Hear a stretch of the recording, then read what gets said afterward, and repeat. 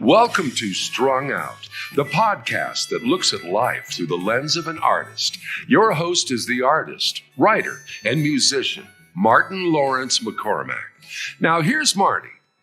Hey everybody, welcome to the latest of Strung Out. And today I have Justin GILLAM with me, singer-songwriter. Originally from the Rogers Park area, still in the hood, so to speak. And so a genuine Chicagoan. Writes songs in the Americana vein, and we're going to get right to it because he has a lot of stuff to talk to us about not only his life but his band, the Mudflaps, one of your projects, really, right? You've got a lot of stuff going on. So why don't we start in with a song? And I just want to say you get the Best Guitar Award for looking like it's been in battle, where all instruments should be, you guys. Don't mollycoddle your instruments. Use them, they're a tool. So, but here we go. All right. Welcome. Thanks. And Thanks for having me. Capers the Wonder Dog is here, as always, All to right. make sure that the show's a success. What song would you like to play for us? I think I will start with a song called No Happy Endings. No Happy Endings. Yep. All right, Justin GILLAM. Let's give it a go. You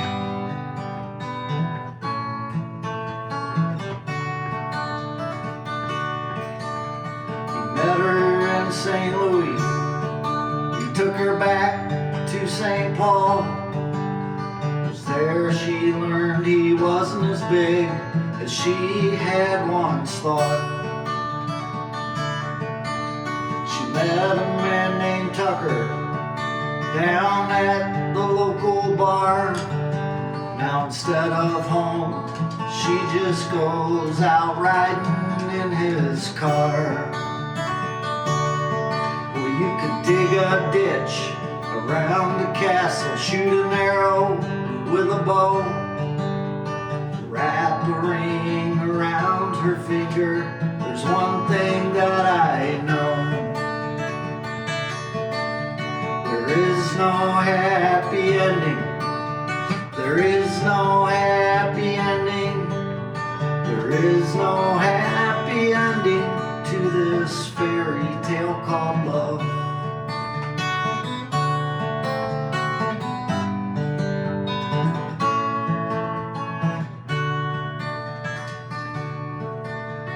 High school sweethearts turned husband and wife. They never met another who could make her feel just right. But 10 years down the road, that love had seemed to fade. What was once a happy home was now just a big old mess they made. So they had a baby boy to fill up what they lacked. But soon that boy became a man, and their problems were right back. Well, you could dig a ditch around the castle, shoot an arrow with a bow, wrap a ring around her finger. There's one thing that I know: there is no happy ending. There is no happy ending. There is no happy ending to this fairy tale called love.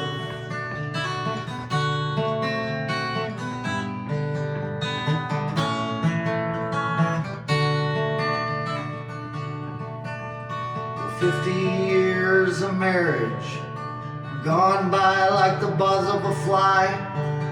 Just the thought of separation will bring a tear to her eye. So imagine how she felt when she found him on the floor. His eyes were wide, his breath had stopped, and his heart beat no more. Well, you could dig a ditch castle, shoot an arrow with a bow, rattling around her finger. There's one thing that I know: there is no happy ending. There is no happy ending. There is no happy ending to this fairy tale called love.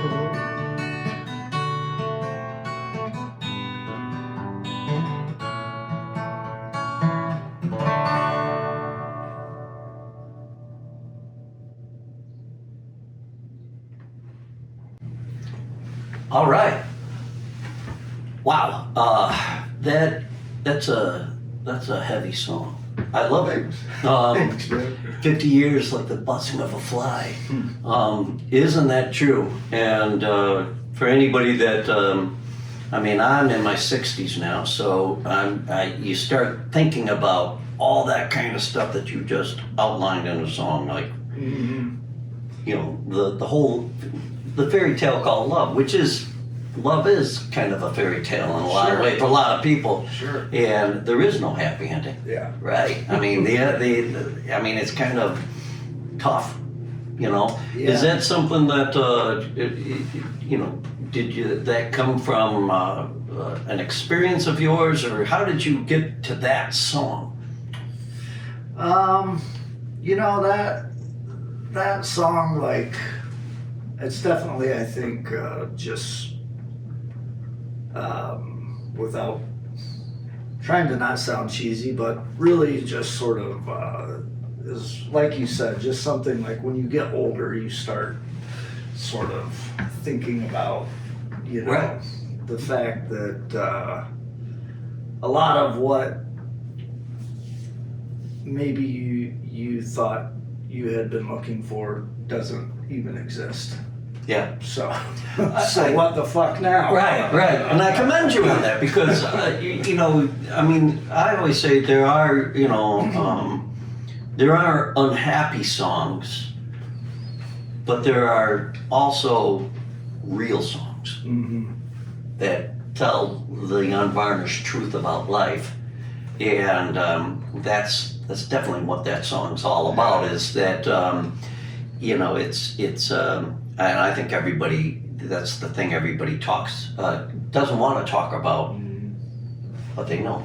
Right. You know, Sure, I think sure, maybe our parents or our grandparents maybe, you know, kind of knew that, you know, that world kind of existed, because that world in a lot of ways did exist, where, you know, getting married and everything was also just economics, and if you knew that family down the road, it wasn't like, you know, wasn't this kind of you know, beautiful imagery that was pumped at us by a lot of commercial interests. Yeah. You know, but did you grow up here in Rogers Park, or did you where, you know, tell me a little bit about your background and Yeah, so I did not grow up here. I grew up in Kansas and Georgia. oh, we're in Kansas. Wichita. Oh yeah, one of my favorite towns. Yeah. There's a great club called the Artichoke there. Okay. I'm familiar with Kirby's beer store there, Okay. but not the Artichoke. And where in Georgia then were you? Augusta. Augusta. Yeah. Okay. Yeah. Well, what was that about? I mean, how did you go from, you know, the flatlands? That was just my dad moving for jobs. A couple different jobs. He knew somebody in my parents were both from Wichita. Okay. So those roots were there, but then he just knew a guy in Georgia that got him a job. And there you went. Off we go. Off you go. Yeah. And you know, before I go any further, that's what kind of guitar is that? Is that a Martin? It's a Martin D15. Yeah. And what's with the tape on it? Tell us what happened to your baby. Like 20 years ago, this happened at a show. Just drunken idiocy, really. But I got it repaired, and it's been great. But just this year, I took it out and kind of realized there's a huge crack here where Interesting. Yeah. you know, and then this part here now is like totally, I mean, there's like an inch wide gap there that I had to like squeeze together and then just tape it. Just kind of keep it all moving. But it's just like the cracks are starting to spread all throughout it. So I have a bass guitar. I mean, I play acoustic bass, so I know. Yeah, I haven't gotten to the tape part yet, Yeah. but I don't recommend it. you know what? It's kind of a good look, though. It reminds me a little bit of you know, Woody Guthrie. You know, This Machine Kills Fascists. Yeah. You know, he always kind of treated his guitars like tools, and I think Sure. you know, so many people are into aesthetics and. I think the problem now has become it will cease to function as a tool soon. If I don't get it fixed. Which then, yeah, you So- gotta get it to a good luthier, which is always something. Well, listen, how did you get into music then? Because you know, here you are, you know, in Augusta, Georgia. Was there a guitar in your family prior to you know, you growing up? Was there somebody doing music or? No one in my family played music. Uh-huh. My dad could play a little classical piano, but like I didn't even know that until I was an adult. Wow. Because there was no music in the house at all. No record spinning, no nothing like that? Or? Not really. Once in a while, my dad would put on a record, but that was rare Okay. to come home and hear like music playing. Yeah. Was it a happy childhood or was it a tough childhood? I mean, it wasn't necessarily happy. I don't know. Did you have siblings? I had a sister. I have an older sister who's she's 7 years older than me, but we don't speak anymore. I don't speak to anyone in my family. Wow. Yeah. Okay. And not out of like nothing happened. Yeah. Really. Just kind of Just, fell out of. Yeah. So maybe like it's interesting to hear like, you know, every once in a blue moon there would be music, because music is kind of a great indicator of peace and harmony, so to speak. You know, in For sure. You know. Yeah. I mean, it's one of those things you pass on. You say, "Oh, listen to this." When I was a kid, I geeked out on this. Here comes the mailman. We're going to be real quiet, capers, right? Oh, Here comes the mail person.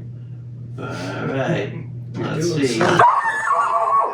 All right. Thank you, capers. Maybe I'll keep that in the edit. It's real. That's real. All right. Yeah, that was. Hang on a sec. Capers, come here. Good girl. You did good. All right, back to where you were. So did you? I mean, that's so that's a good indicator. You end up moving to Chicago when then? So I went to high school in Illinois. Okay. Like junior high school in Illinois, in Dixon. Oh, And then great town. Yeah. just sort of slowly moved this way. I went to college at North Central College in Naperville. And then I moved to Chicago originally to go to graduate school at Loyola. Right. Philosophy. Okay. And then dropped out and never left Rogers Park, basically. Yeah, and Loyola has that way of doing that too. I went to Loyola, and you know, even if you know, I don't know why, but Rogers Park seems to be a good magnet for artists. You know? Yeah, for sure. It's a good that they have a chance to come in. You know, it's a weird neighborhood. You know, and the fact that artists are around, it's affordable, very diverse. Where was it in your life then, if you're in this family where it's kind of a musical desert, so to speak? Mm-hmm. Where did you discover that you had this gift?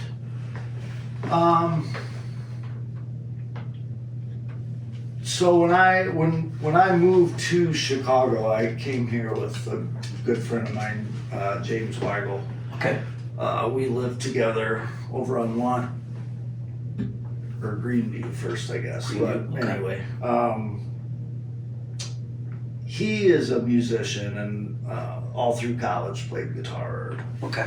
But I, so when we moved to Chicago and lived together, his brother, who lives in San Francisco, used to mail him these cassette tapes that were like mixtapes. Cool. Yeah. All right. You're dating yourself. And well, I think the cassette tapes were even passed by at the time he was sending them to Okay. us. So, But all right. I love it. I love it. But I had never heard that kind of music before. It was like he'd have like old Willie Nelson songs, and then like Graham Parsons and traditional stuff, just shit I'd never heard before. Right. And I just liked the storytelling Yeah. nature of it. Right. So then I originally got a guitar then, so I was 23 when I got my first guitar. And that was just because I wanted to try to write songs. Right. I didn't really want to play guitar necessarily. I just wanted to be able to write songs. How cool is that, though, that like these guys inspired you so much? Yeah. I mean, not only the old masters, but the fact that Weigel and his brother passing this stuff. For me, when I was in college, it was my roommate was really into all the old time stuff. Yeah.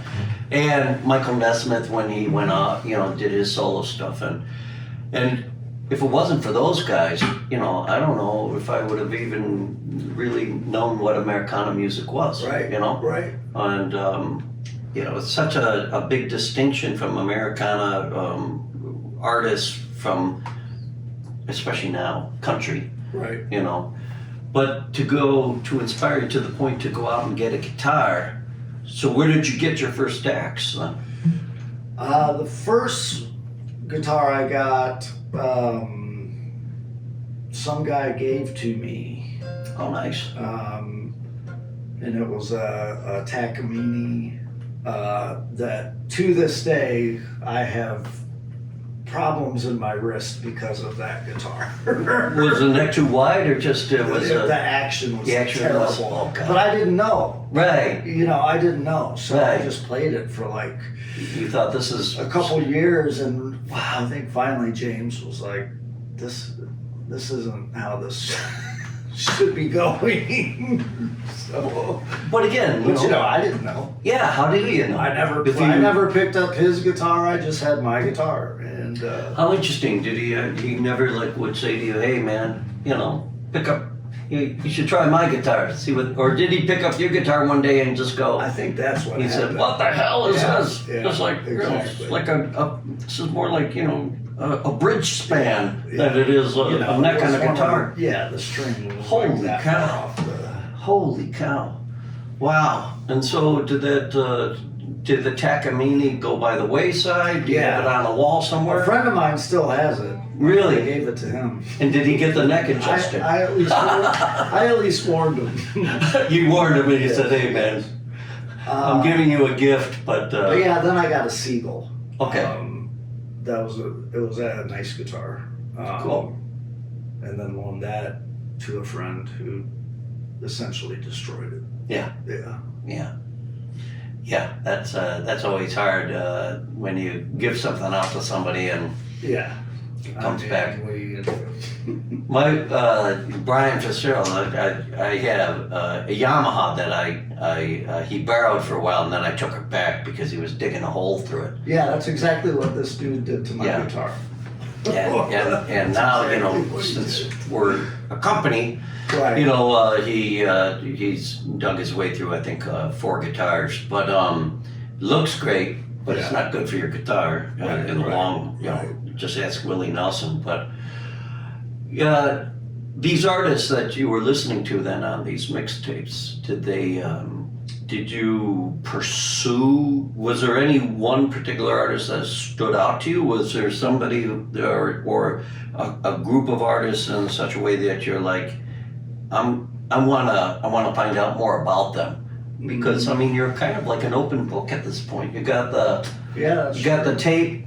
You just been given these tantalizing bits. Yeah. So what happened? I really just kind of listened to those because, at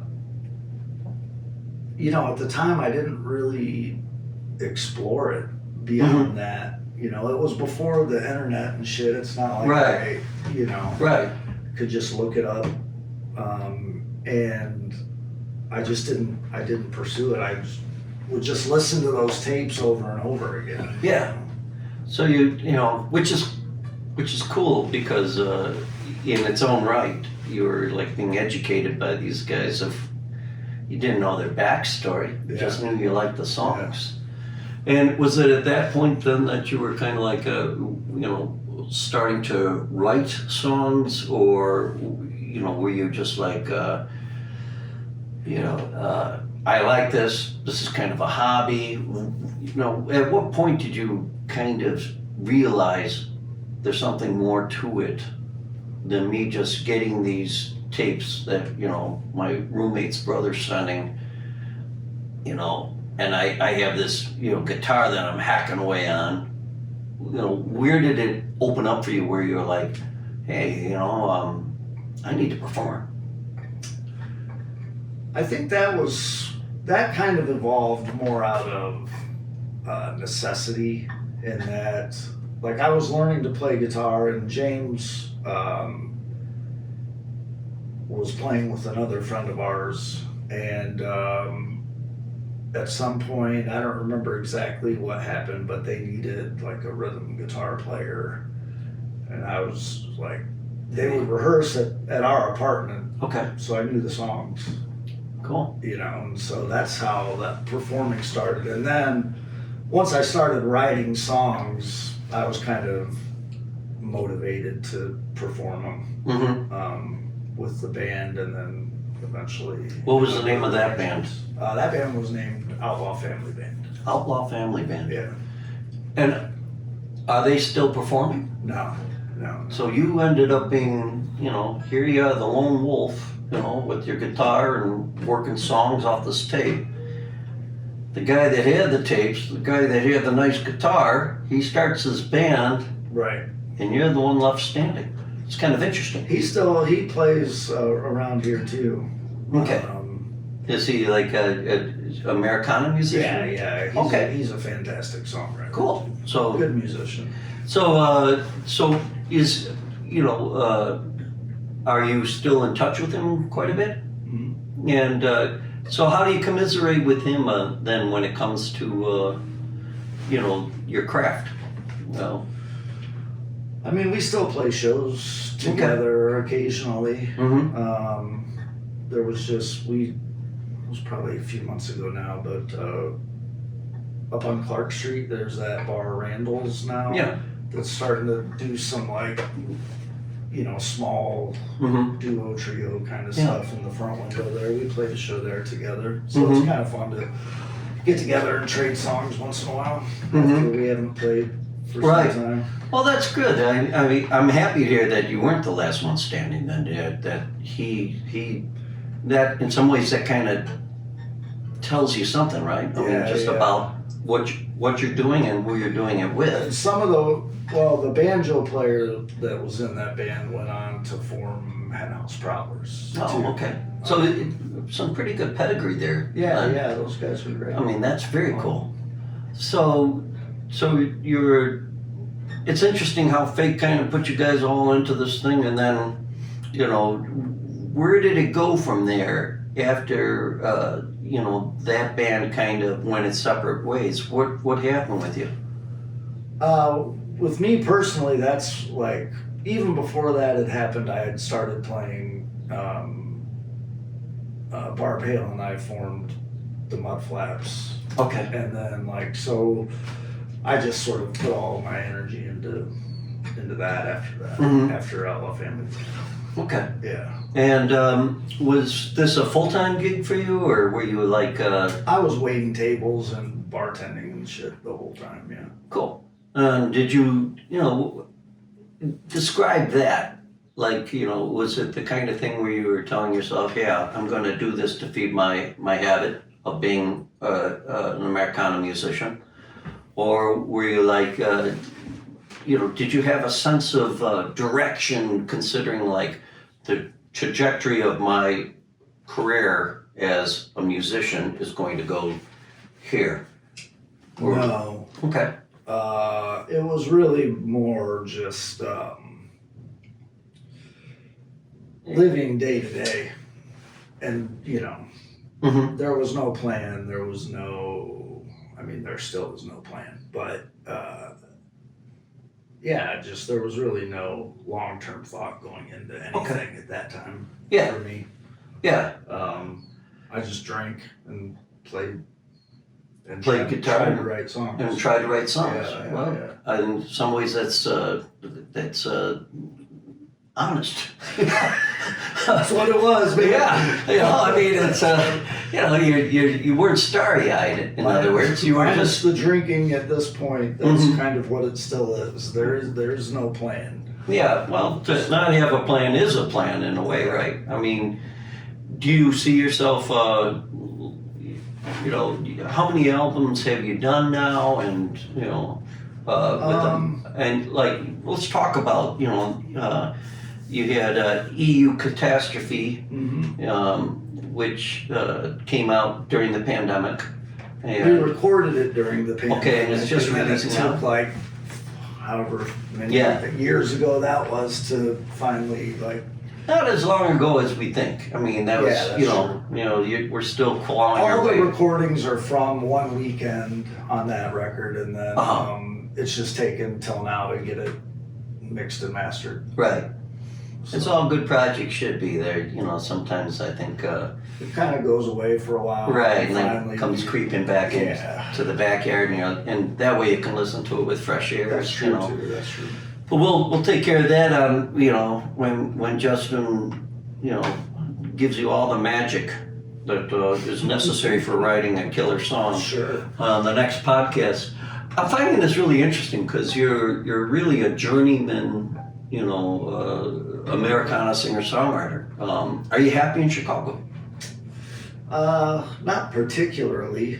Mm-hmm.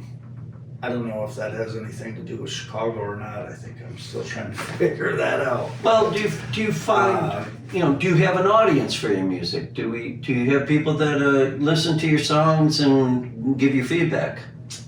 Some, not a great deal. Mm-hmm. For me mainly, it's just in terms of being in Chicago. I just battle like the desire to go somewhere else and like. Mm-hmm. Do you think that's from you as a kid moving to a couple Maybe. different cities and? I never really You know. planned on staying here. It's just fucking Rogers Park just. Kind of does that to you, doesn't it? Well, But yeah, in a good, in a that good feeling. way, but also to the point where now I'm in this weird place in my life where Mm-hmm. I can kind of do whatever I want to do right now in terms of where I live. Right. So you got some freedom. So I'm trying to figure that out. Yeah. In the next few months, actually, So you got some freedom. something's got to happen. Yeah. I mean, something usually does, right? whether, It will happen. whether you like it or not. But tell me this, when you now have this, first of all, let's just touch on the album, and then I'm going to ask you to play another song, but then we'll visit more after Sure. on the backside of that. But what a weird title, EU Catastrophe. Are you, is that a social, political statement on the European Union, or is it, No. what are we talking about? It's actually it's a word that was coined by Tolkien, Oh, but it just means like when something good comes from something bad. And this Never one, heard of it that. was all recorded during COVID, which obviously in a right. lot of ways sucked. So, But for me, actually, it was like one of the best years ever. yeah. It Well, it's really funny how the was. pandemic really enabled us as artists to kind of, I mean, you had no excuse, right? Yeah, it was like, here's everything you ever wanted. Right, and you're getting a Absolute support time. check, and Yeah. let's let's be real. I Right. mean, you know, you could sit on your ass and just say, oh, okay, this is great, Right. or you could do something with it. Yeah, and I just got motivated to try So, to use it. Let's, I mean, I yeah. wasted a lot of time too. But. Well, as long as it's a good wasting of time, right? I mean, if it's Right. in the pursuit of the craft, then there's nothing better than wasting time. But EU catastrophe, is that one word? Mhm. Eucatastrophe? Is That's that how it. they pronounce it? Yep. This is a new one, and that isn't Lord of the Rings stuff. Is that from his other Yeah. writing? It is. Yeah. So yeah, Gosh. my friend James will be happy that I dropped some Tolkien knowledge. Right. I love, you know, I mean, I love, I mean, I read all the Lord of the Rings and never read the Silmarillion, but that's cool. So I like something good out of something bad, and the fact that you're an Americana artist using Tolkien, you know, now you're a man of the world. There you go. Living in Rogers Park. Absolutely. So this is good. I want you to think of another song to give us. Okay. And you're striking me as kind of like a Tolkien-like character, somebody that they would, you know, that Frodo would have met on his journeys, and you know, or gone with him, because you know, there's a sense of every, you know, you're very practical about your life. I like that. You're not like coming in here throwing fairy dust all over the place. You're like saying, here's what I do, and this is how I do it, and what you see is what you get. So far, so good, man. So what's your next song? Boy. We'll try a song called It's Not Me, I guess.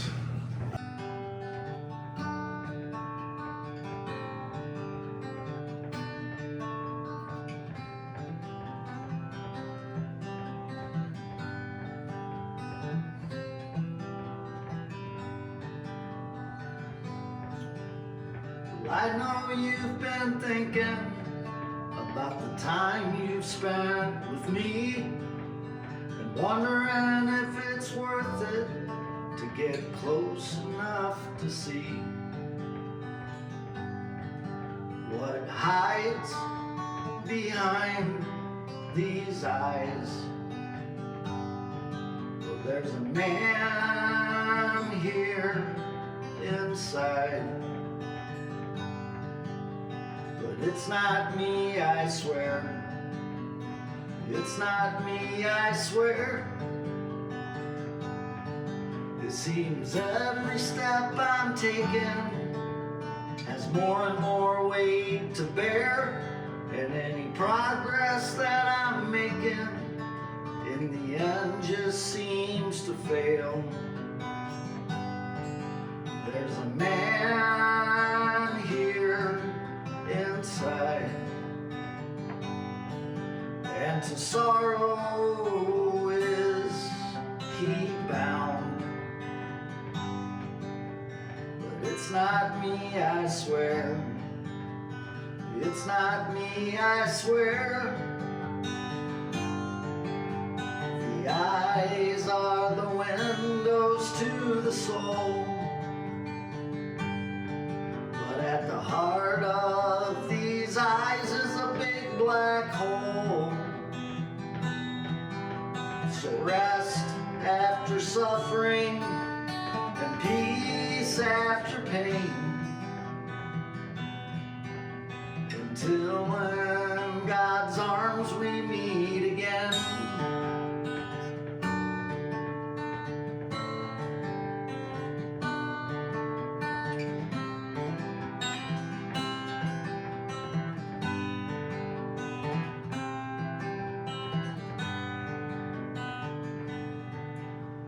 Apologies don't do justice, and my apologies punish me. Any pain this may cause you, may it all float back to me. And please believe I tried. And please believe I tried. And I swear. This is me, I swear. The eyes are the windows to the soul. But at the heart of these eyes is a big black hole. So rest after suffering and peace after pain, until in God's arms we meet again. This is me, I swear. This is me, I swear. This is me, I swear.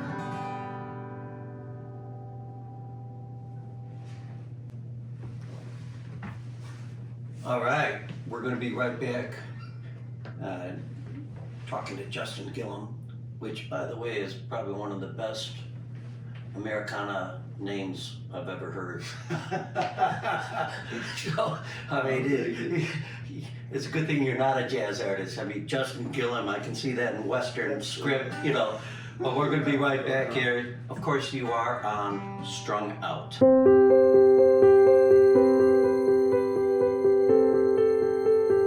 Hello, subscribers, and welcome to Inside Views of Marty Fine Art, where people are talking about their collected works by artist Martin L. McCormack, like this plein air watercolor titled River Bower, Donegal, Ireland, recently purchased by Cindy Roby.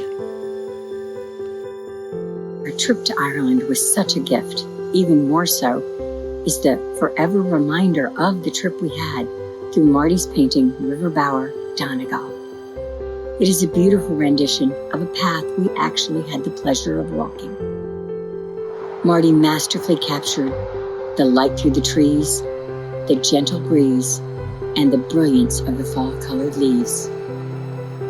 It truly embodies the peace and tranquility of Ireland. We will remember it always, along with the friendships made and the memories that this unforgettable painting inspires.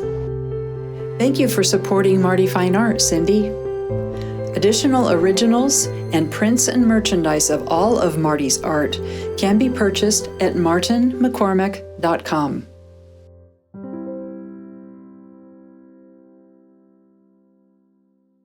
Capers is coming up just to give you a little consolation. That is a beautiful song, first of all. Thanks, man. God, the honesty on it is just, I found myself feeling a lot of different emotions on it because it's so confessional. Mm-hmm.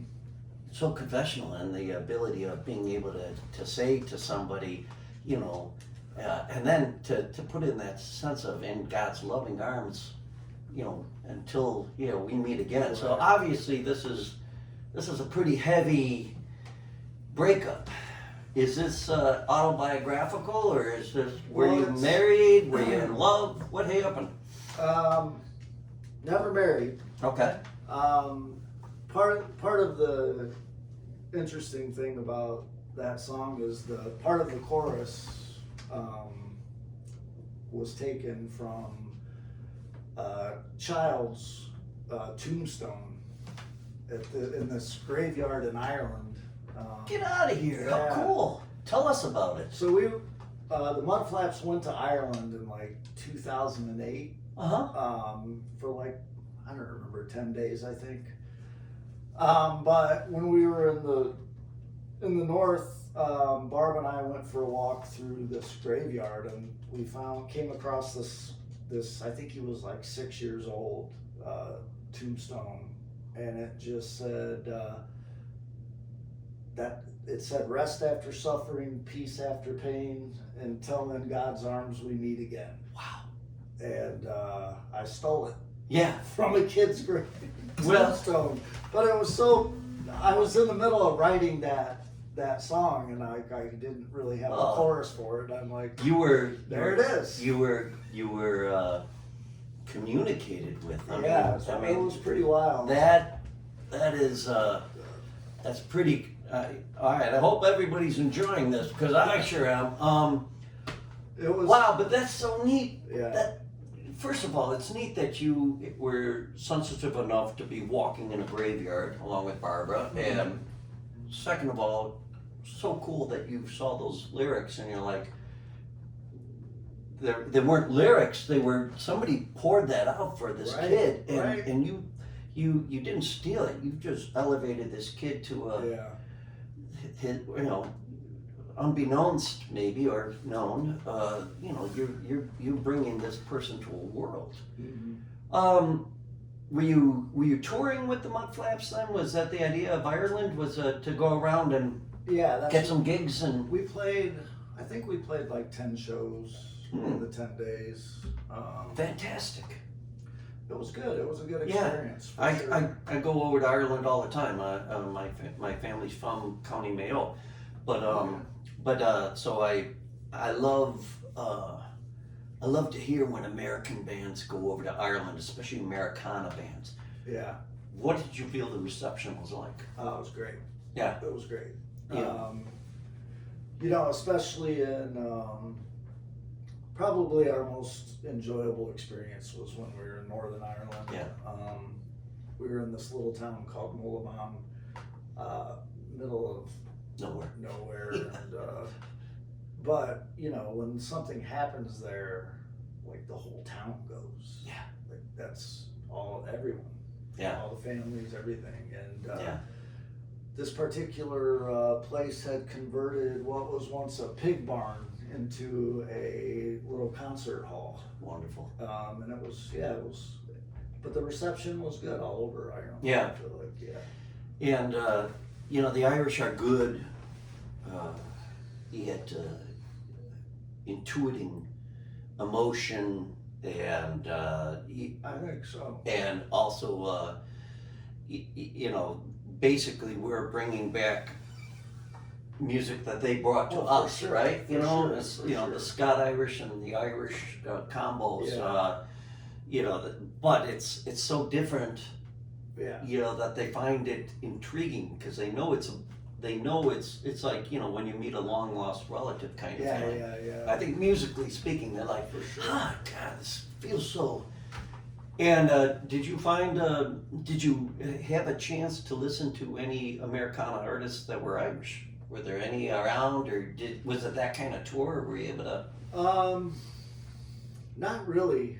We didn't play. Most of the shows we played were just us. Nice. But we did experience a lot of like Irish sessions, and more interestingly, to me at least, was in those like traditional sessions, there would often be like offshoot sections that would form. And one of those would be like more singer-songwriting kind of stuff. Right. And so I would eventually like make my way to one of those and mostly just sit and listen to these guys with just beautiful voices. Yeah. And just the Irish, so talented.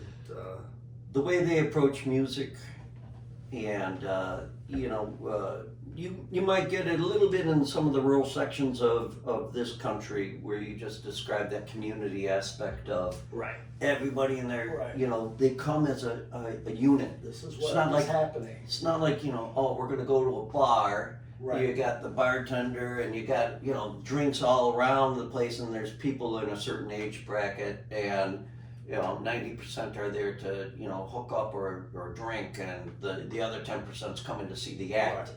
These people come in and it's like going to church. Exactly. Yeah. They take in, it's such a community aspect. I think I see why you probably don't want to hang in Rogers Park. You want to move to Ireland. That'd be nice, actually. I wouldn't. I could see you fitting in there. I mean, some great people have gone. I mean, Steve Earle, and sure. some of those people have moved sure. over and spent a chunk of time in Ireland, and Yeah. I think it's for that reason, is they It realize. It's the thing about it's the people. Mm-hmm. There's something special about the people there for sure. Yeah. And they have they have a love of storytelling that they keep very prominent. Right. You know.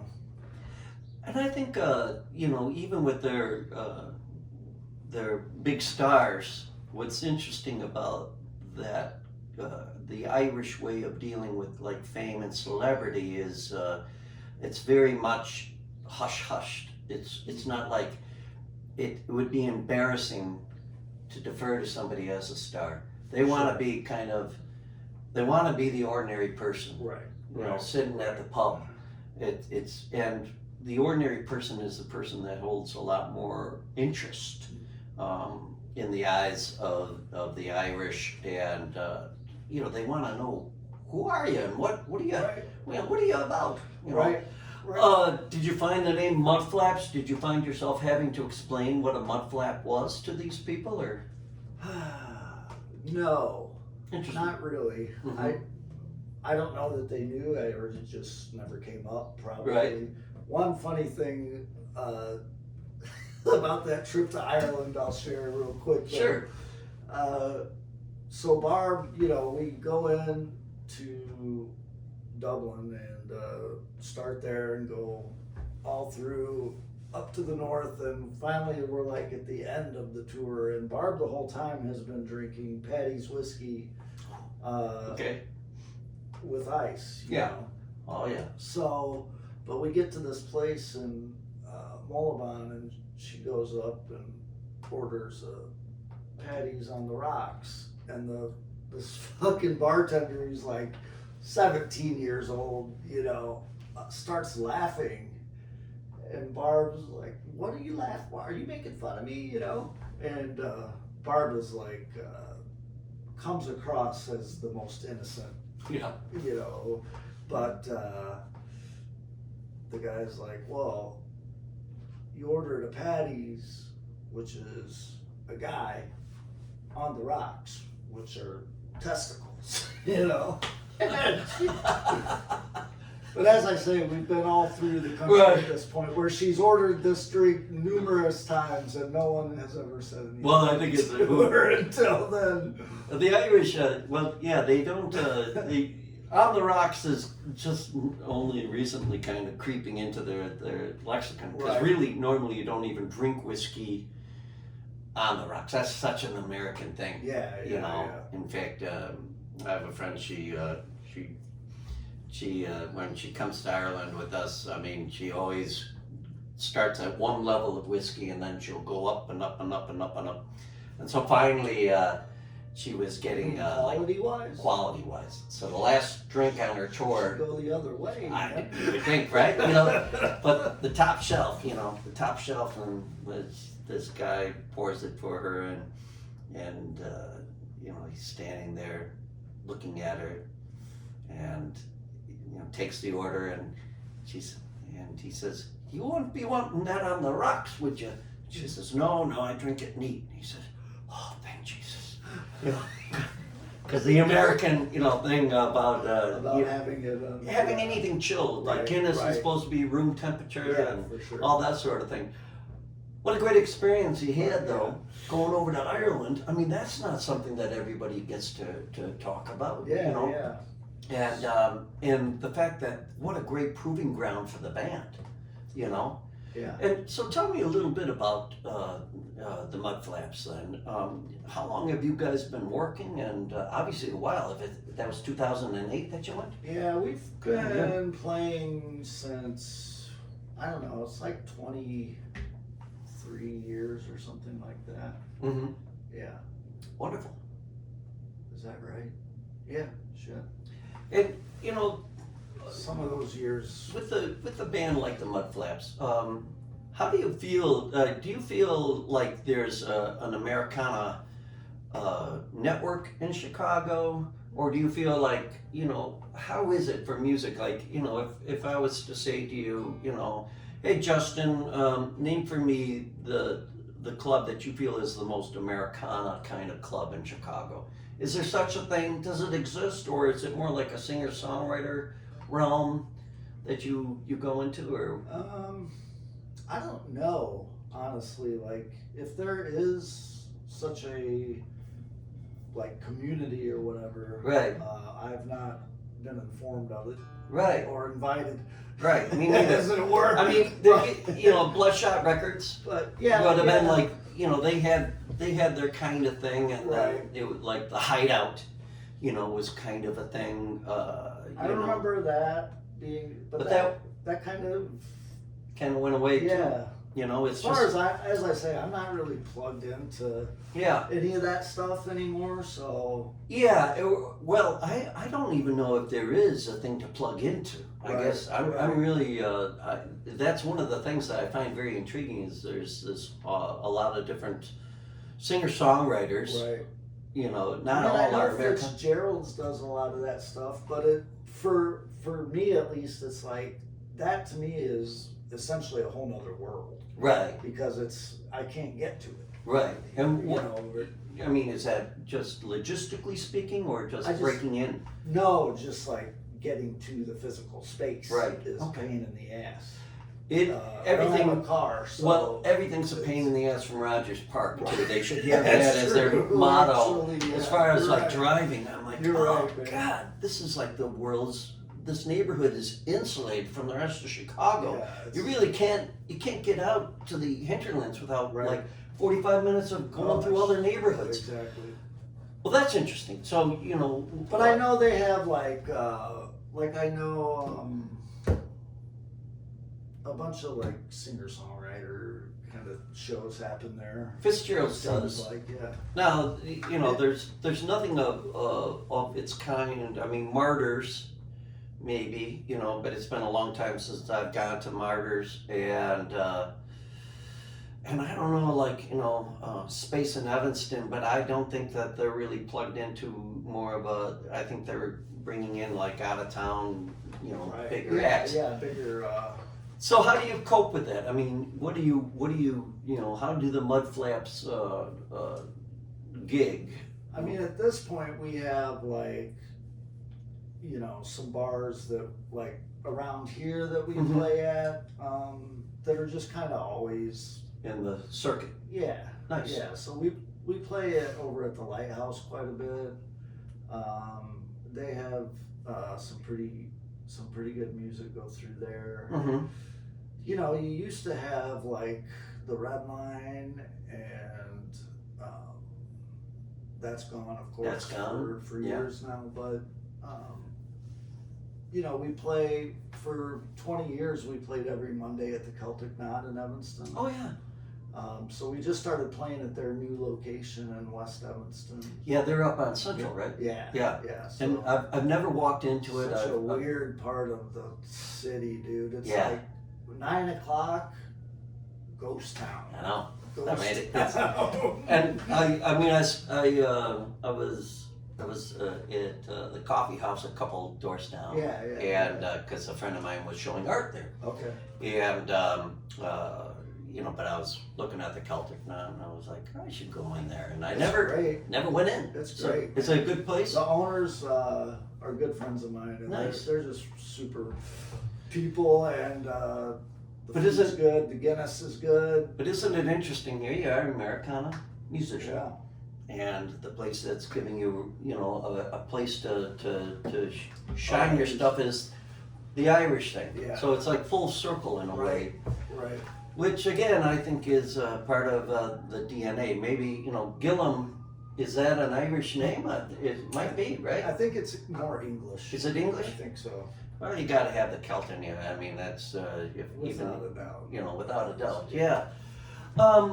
You know, there's I'm really enjoying this talk because there's so many things that you're going into.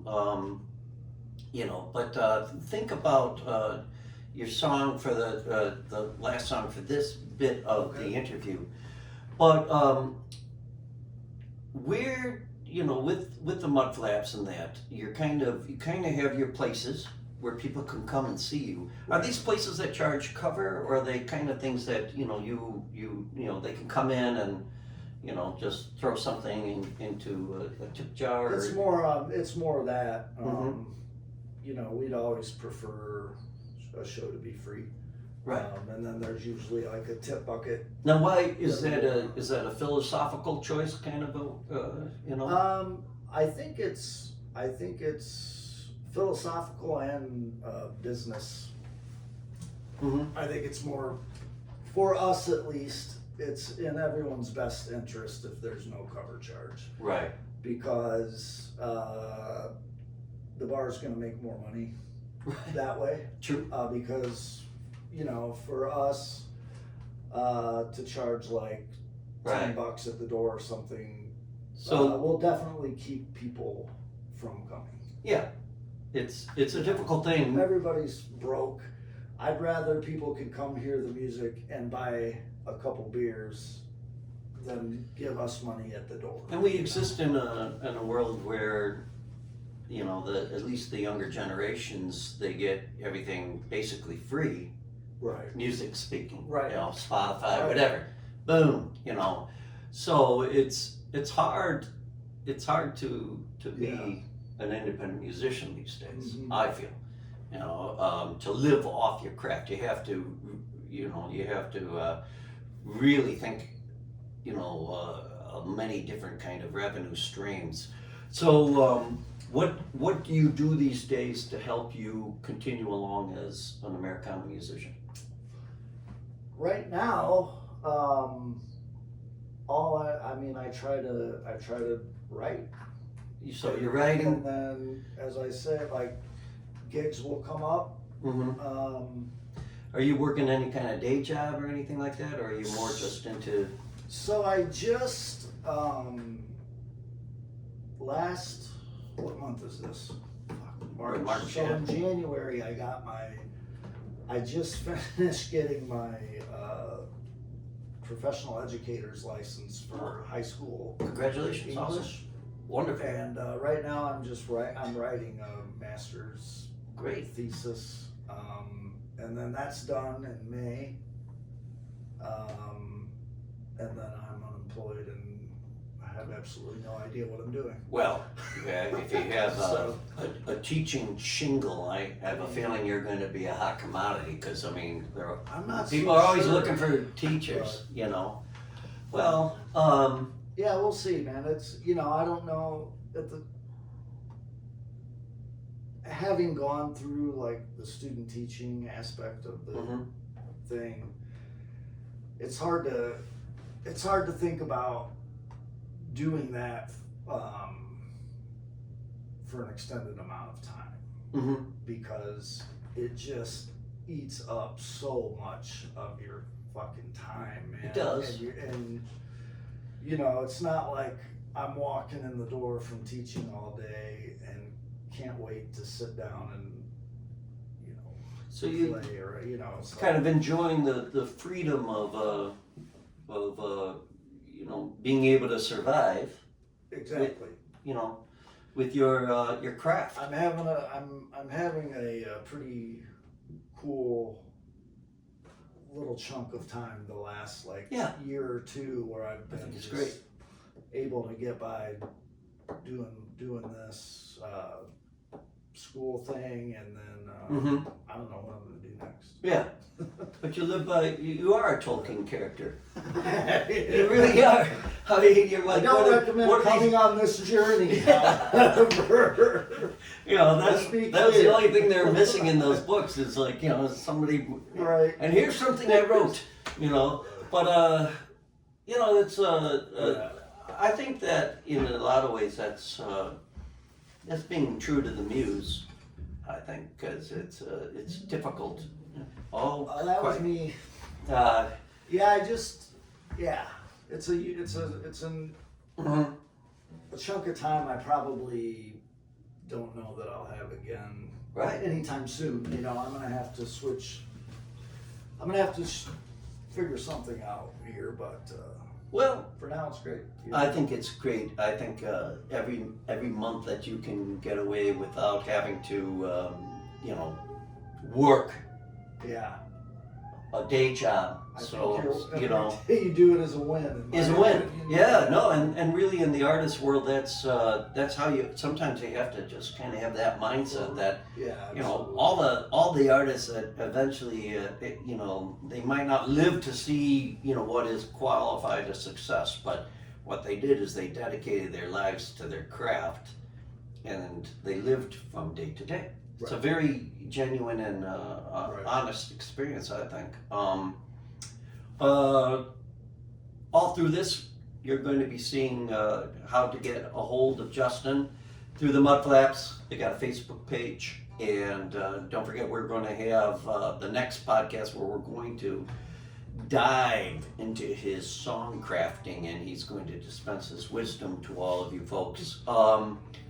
But I think there's a lot to learn here from this interview, and you know, just to go out on a limb before we have you play the last number for this interview, where would you like to see yourself if you had, like, I know this is not you know how you think, but per se, but like, what would you like to see if you thought everything was kind of lining up the way it should line up in your life? What would it be for you? I think right now, and I've been thinking about this because I have this time, Yeah. but if shit were ideal for me, it'd be like a part-time teaching job, Mm-hmm. teaching literature and writing and composition, and then because I enjoy teaching. Yeah. And then the rest of the time my own. Yeah. It's just really hard to find a part-time teaching job, at least in CPS. Yeah. But that would be like my ideal setup, you know. Yeah. Make enough money to kind of, you know, have somewhere to live, essentially. Yeah. But, you know, it's for me, it's a balancing act of I want to maximize the amount of time that I have to myself. Yeah. That's what it's all about for me. I totally honor that. You know, and one thing that we haven't touched on is that Justin is also a visual artist, does abstract painting, and I think I'm going to have to get him in so we can actually do a similar kind of thing where we're going to talk about art, and then probably the second part of that would probably be you showing us how you do it. Haven't done that much, so you might have to be my guinea pig. Right You on. might have to be the Okay, first man. one. All right. Well, Mr. Gillam, please play us out. What do you got for the last number here? What do you call this one? Let's see. Let's do Hey Hey.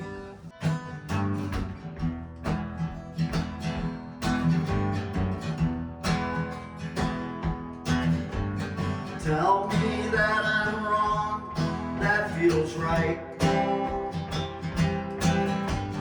Punch me in the face, I deserve it.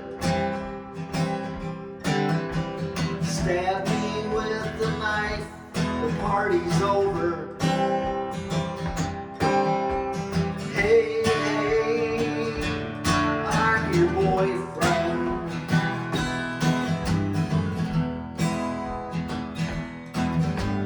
Head out to the store, come back 3 days later. Get real drunk and tell me how I ruined your life. Meet up with a friend and fuck his brains out. Hey, hey, let's get married. Crazy people need love too. They don't make them crazier than you. We'll put down the gasoline and the matches. And that's me and you set fire to this mattress.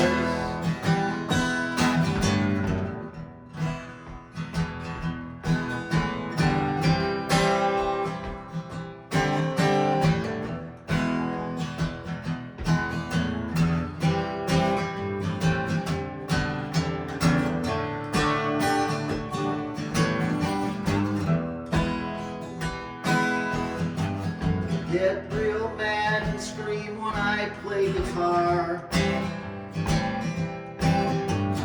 Rip up all my books, let's have some fun. The cops are at the door, please let me go. Hey, hey, let's have some children. Crazy people need love too. They don't make them crazier than you. Put down the gasoline and the matches. Let's me and you set fire to this mattress.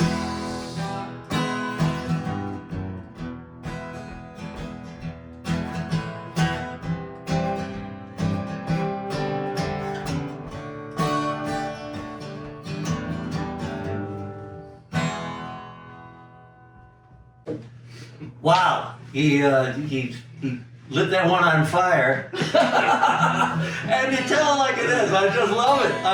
I think you have a great sense of that Irish humor. That's really what it is. Yeah, that I'm hugging you, but I'm hitting you kind of thing.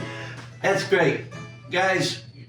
Do stay around for the next podcast interview when it comes out after this one, because I think you're going to really enjoy it. We're going to have Justin talking about his songwriting, and I'm curious to hear how he goes about it. I hope you enjoyed this podcast, and until next time, we will see you on Strung Out. Bye-bye. Thank you for listening. For more information about this show or a transcript, visit martinmccormack.com. While there, sign up for our newsletter. See you next time on Strung Out.